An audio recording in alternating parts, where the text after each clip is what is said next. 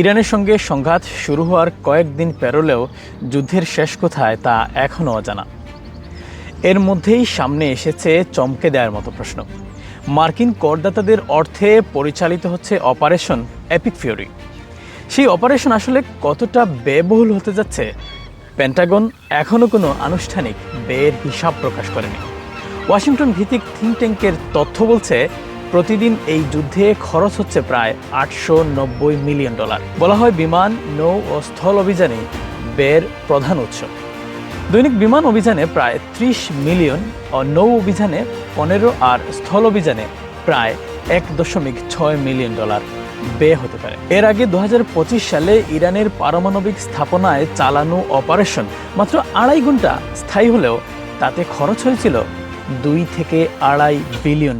অথচ বর্তমান অভিযানের প্রথম 100 ঘন্টাতেই ব্যয় হয়েছে প্রায় $4 বিলিয়ন। বিশেষজ্ঞরা সতর্ক করে বলেছেন, যুদ্ধ 2 মাস চললে মোট ব্যয় $40 থেকে $95 বিলিয়ন পর্যন্ত পৌঁছাতে পারে। ফলে প্রশ্ন উঠছে, এই যুদ্ধ কি কৌশলগত বিনিয়োগ নাকি আরেকটি অপ্রয়োজনীয় ব্যয়বহুল ইতিহাস?